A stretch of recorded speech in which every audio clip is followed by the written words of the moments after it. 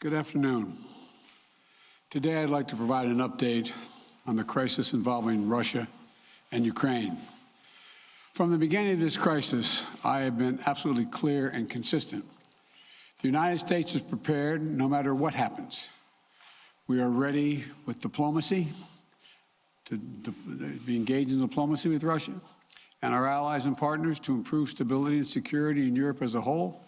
And we are ready to respond decisively to Russian attack on Ukraine, which is still very much a possibility.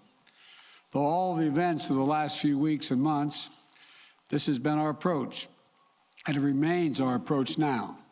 So today I want to speak to the American people about the situation on the ground, the steps we've taken, the actions we're prepared to take, and what's at stake for us and the world, and how this may impact on us here at home. For weeks now, together with our allies and partners, my administration has engaged in non-stop diplomacy. This weekend, I spoke again with President Putin to make clear that we are ready to keep pursuing high-level diplomacy, to reach written understandings among Russia, the United States, and the nations of Europe to address legitimate security concerns, if that's his wish. Their security concerns and ours.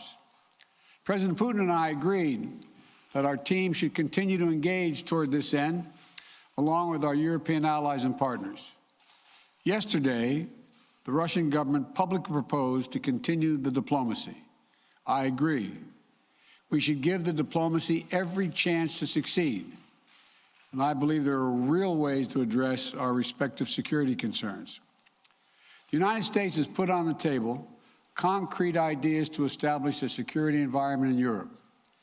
We're proposing new arms control measures, new transparency measures, new strategic stability measures. These measures would apply to all parties, NATO and Russia alike. And we're willing to make practical, result-oriented steps that can advance our common security. We will not sacrifice basic principles, though. Nations have a right to sovereignty and territorial integrity. They have the freedom to set their own course and choose with whom they will associate. But that still leaves plenty of room for diplomacy and for de-escalation. That's the best way forward for all parties, in our view. We'll continue our diplomatic efforts in close consultation with our allies and our partners. As long as there is hope of diplomatic resolution that prevents the use of force and avoids incredible human suffering that would follow, we will pursue it. The Russian defense minister reported today that some military units are leaving their positions near Ukraine. That would be good, but we have not yet verified that. We have not yet verified the Russian military units are returning to their home bases. Indeed, our analysts indicate that they remain very much in a threatening position. And the fact remains, right now, Russia has more than 150,000 troops encircling Ukraine and Belarus and along Ukraine's border. An invasion remains distinctly possible. That's why I've asked several times that all Americans in Ukraine leave now before it's too late to leave safely. It is why we have temporarily relocated our embassy from Kyiv to Lviv in western Ukraine, approaching the Polish border. And we've been transparent with the American people and with the world about Russia's plans and the seriousness of the situation so that everyone can see for themselves what is happening. We've shared what we know and what we're doing about it. Let me be equally clear about what we are not doing. The United States and NATO are not a threat to Russia. Ukraine is not threatening Russia. Neither the U.S. nor NATO have missiles in Ukraine. We do not have plans to put them there as well. We're not targeting the people of Russia. We do not seek to destabilize Russia. To the citizens of Russia, you are not our enemy. And I do not believe you want a bloody, destructive war against Ukraine, a country and a people with whom you share such deep ties of family, history, and culture. 77 years ago, our people fought and sacrificed side by side to end the worst war in history. World War II was a war of necessity. But if Russia attacks Ukraine, it would be a war of choice, or a war without cause or reason. I say these things not to provoke, but to speak the truth, because the truth matters. Accountability matters. If Russia does invade in the days and weeks ahead, the human cost for Ukraine will be immense. And the strategic cost for Russia will also be immense. If Russia attacks Ukraine, it'll be met with overwhelming international condemnation. The world will not forget that Russia chose needless death and destruction. Invading Ukraine will prove to be a self-inflicted wound. The United States and our allies and partners will respond decisively. The West is united and galvanized. Today, our NATO allies and the alliance is as unified and determined as it has ever been. And the source of our unbreakable strength continues to be the power, resilience, and universal appeal of our shared democratic values. Because this is about more than just Russia and Ukraine. It's about standing for what we believe in, for the future we want for our world, for liberty, the right of countless countries to choose their own destiny, and the right of people to determine their own futures, for the principle that a country can't change its neighbors' borders by force. That's our vision.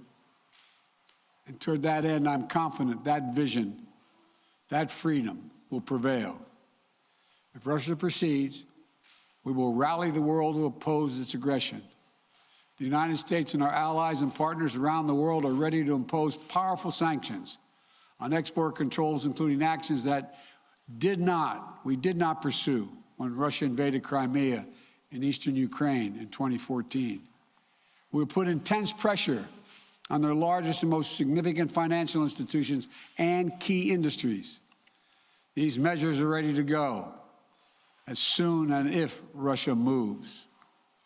We'll impose long-term consequences that will undermine Russia's ability to compete economically and strategically. And when it comes to Nord Stream 2, the pipeline that would bring natural gas from Russia to Germany, if Russia further invades Ukraine, it will not happen. While I will not send American servicemen to fight in Ukraine, we have supplied the Ukrainian military with equipment to help them defend themselves. We provided training and advice and intelligence for the same purpose. And make no mistake, the United States will defend every inch of NATO territory with the full force of American power. An attack against one NATO country is an attack against all of us. And the United States' commitment to Article 5 is sacrosanct. Already, in response to Russia's buildup of troops, I've sent additional U.S. forces to bolster NATO's eastern flank. Several of our allies have also announced they'll add forces and capabilities to ensure deterrence and defense along NATO's eastern flank. We will also continue to conduct military exercises with our allies and partners to enhance defensive readiness. And if Russia invades, we'll take further steps to reinforce our presence in NATO, reassure us for our allies, and deter further aggression.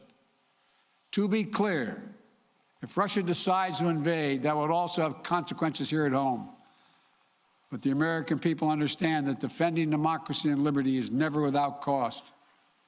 This is a cause that unites Republicans and Democrats. And I want to thank the leaders and members of Congress of both parties who've forcefully spoken out in defense of our most basic, most bipartisan, most American principles. I will not pretend this will be painless. There could be impact on our energy prices. So we are taking active steps to alleviate the pressure on our own energy markets and offset raising prices. We're coordinating with major energy consumers and producers. We're prepared to deploy all the tools and authority at our disposal to provide relief at the gas pump. And I'll work with Congress on additional measures to help protect consumers and address the impact of prices at the pump. We are not seeking direct confrontation with Russia, though I've been clear that if Russia targets Americans in Ukraine, we will respond forcefully. And if Russia attacks the United States or our allies through asymmetric means, like disruptive cyber attacks against our companies or critical infrastructure, we are prepared to respond. But we're moving in lockstep with our NATO allies and partners to deepen our collective defense against threats in cyberspace. Two paths are still open. For the sake of historic responsibility, Russia and the United States share for global stability, for the sake of our common future, to choose diplomacy.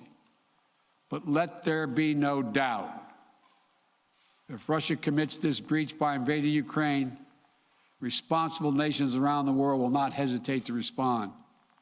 We do not stand for freedom where it is at risk today. We'll surely pay a steeper price tomorrow. Thank you. I'll keep you informed. Mr. President, whether or not they are de-escalating. Ukraine as a precursor to a Russian invasion? Are they behind the cyber attack, Mr. President?